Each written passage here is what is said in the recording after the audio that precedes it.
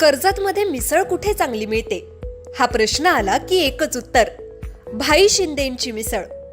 झणझणीत मसाला, अस्सल घरगुती चव आणि प्रत्येक घासात वाह असं म्हणायला लावणारा स्वाद. शिंदेंची मिसळ म्हणजे चवीची खरी ओळख. कर्जतला आलात आणि भाई शिंदेंची मिसळ खाल्ली नाही तर तुम्ही मिसळची खरी चव अजून चाखलेलीच नाही. तर आजच या, कर्जतची मिसळ म्हणजे भाई शिंदेंची मिसळ. अधिक माहितीसाठी संपर्क 9067208163. नमस्कार, मी विकास मिरगणे. विकासनामा डिजिटल प्लॅटफॉर्म मध्ये आपलं सर्वांचं चर्चा करतोय रायगडच्या राजकारणामध्ये. रायगडच्या राजकारणामध्ये वादळ येते का? वादळापूर्वी शांतता आहे का? वादळ निर्माण करायचंय का? असा प्रश्न झाला असेल. खरं तर मी हा विषय उशिरा का घेतला की माझ्या परिवारामध्ये महत्वाचं लग्न होतं आणि परिवारामध्ये महत्वाचं लग्न असल्यामुळे 7-8 दिवस या सगळ्या काम प्रक्रिया वगैरे सगळ्या पत्रिका याच्यावर होतो. त्यामुळे तुमचा आमचा संवाद तुटला असला तरी आता तो पुन्हा एकदा संवाद काही दिवसापासून पुन्हा एकदा सुरू होईल. आणि खरं तर मी नवी मुंबईमध्ये काम करत असल्यामुळे मला कर्जतपर्यंत पोहोचणं हे शक्य होत नाही किंवा तिथपर्यंत लोकांची भूमिका सहजासहजी पोहोचवणं हे सोपं असलं तरी त्या लोकांच्या भूमिकेत काय करणं थोडाही मला लांब अंतर असल्यामुळे ते होते. असो, मूळ मुद्दा असा आहे की सुरेश लाडांनी जी चूक केली सुधा घारेने ती चूक करू नये. कारण शेवटी बघा, राष्ट्रवादी काँग्रेसमध्ये सुधा घारे एक बलाढ्य नेते आहे, त्यांचा करिश्मा आहे. हे सगळे तटकऱ्यांच्या जवळचे आहे. तटकऱ्याने त्यांना वलय दिलंय, वजन दिलंय, नाव दिलंय. हे सगळे वास्तवातलं जरी असलं तरी अशाच प्रकारे सुरेश लाड आणि सुनील तटकरे यांची मैत्री होती अनेक वर्ष. त्या दोघांमध्ये मैत्री दुरावा मग कुणामुळे आला, त्यांच्या परिवारामुळे आला का, घरांमुळे आला काय, हे सगळे माहिती आहे. यावर न बोललेलंच बरं आहे. मूळ मुद्दा असा आहे की शेवटी सुरेश लाडांना गॉडफादर म्हणून सुनील तटकरे होते. कुठल्याही सुख दुःखामध्ये सुनील तटकरे यांचं नाव सांगितल्याने सुरेश लाडांना बळ होतं किंवा सुरेश लाड सुद्धा तटकरे जवळचे होते. ते सुद्धा त्यांच्या जवळचे कामं किंवा ज्यावेळी अजित पवारांना उपमुख्यमंत्री करायचे होते त्यावेळेला पहिले सुरेश लाड त्यांच्या बंगल्यावर पोहोचले होते. हे सगळे माहीत आहे रायगडच्या राजकारणामध्ये. किंवा मंत्रीपद असेल लाडांनी सोडले तटकऱ्यांसाठी असेल त्यावेळेला, किंवा तटकरे आपल्या मित्राच्या पलीकडे कधीच गेले नाही. जे सांगतील ते तटकरेंचा ऐकण्याचा प्रयत्न सुरेश लाडांनी केला.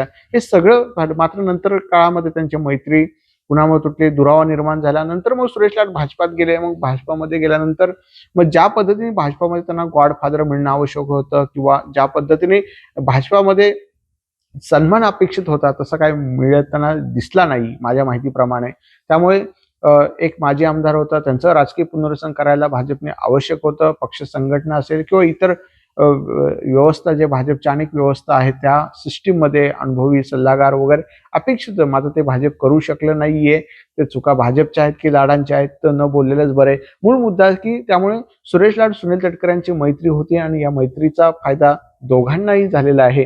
मूळ मुद्दा असा आहे की मग सुरेश लाड भाजपात गेल्यानंतर त्यांना हवा तसा प्रतिसाद किंवा गॉडफादर मिळू शकला नाही. आता समजा सुधा घारे भाजपात गेले किंवा अन्य पक्षात गेले असा आपण जर विचार केला तर ज्या पद्धतीने तटकरेंसारखा गॉडफादर मिळू शकत नाही.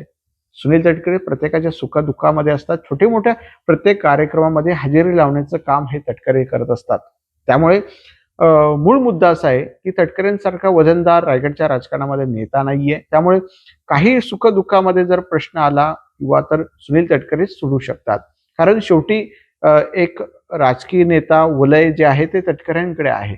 त्यामुळे अशा प्रकारामध्ये तटकऱ्यांना जर घारे सोडून गेले तर घारेंचं पुढचं जरी ते भाजपात गेले किंवा अन्य नेते, पण तटकऱ्यांसारखा मदतीला धावणारा ऍक्शन रिॲक्शन करणारा नेता भाजपामध्ये असू शकत नाहीये. आणि त्याच भाजपामध्ये मोठ्या प्रमाणात गटबाजी.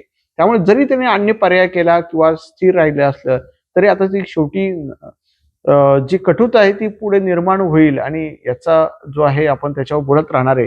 मात्र जे लाडांनी चूक केली ते घारे जर चूक केले तर त्यांनाही त्याचा फटका भविष्यामध्ये होऊ शकतो. कारण शेवटी नेता ज्यावेळेला आपण राजकारणात येतो त्यावेळेला एक गॉडफादर सक्षम असणं आवश्यक आहे, जो तुमच्या मदतीला जावं. एक फोन केल्यानंतर तटकरे थेट रोह्यावरून कर्जतला येऊ शकतात. भाजपचा नेता किंवा अन्य पक्षातला नेता तो थेट कर्जतमध्ये येऊ शकत नाही. पाहतो, करतो, उद्या या, परवा या, किंवा मग आपण पाहूया, मग फोन करू वगैरे. पण मात्र ज्यावेळेला, कारण शेवटी तटकऱ्यांचं नातं हे कर्जतशी आहे.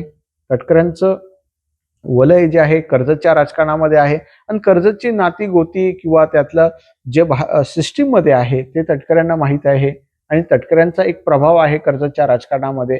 त्यामुळे त्यांना मानणारा एक मोठा कर्जतच्या राजकारणामध्ये. आणि कर्जतमध्ये काय होऊ शकतो हे त्यांना बऱ्यापैकी माहीत आहे. त्यामुळे जर उद्या घारे तटकऱ्यांनी सोडले तर नशिबामध्ये घारेंच्या पुढे अडचणीच निर्माण होतील आणि राष्ट्रवादीला एक मोठा बॅकफूट मिळू शकतो. त्यामुळे जी लाडांनी चूक केली ती तटकरेंनी आपल्याला जे लाडांनी चूक केली ती जर घारेंनी चूक केली तर घारे निश्चित अडचणी येतील, हे मात्र नक्की. धन्यवाद. तुमच्या जाहिरातीसाठी एक संधी मोठ्या प्रेक्षकांपर्यंत पोहोचवा. व्यवसाय असो किंवा इव्हेंट, विकासनामा सोबत जाहिरात करा. स्क्रीनवरील नंबरवर आजच संपर्क करा. विकासनामा, तुमचा आवाज, तुमची जाहिरात. तसंच विकासनामाला सबस्क्राईब करा आणि अपडेटेड रहा.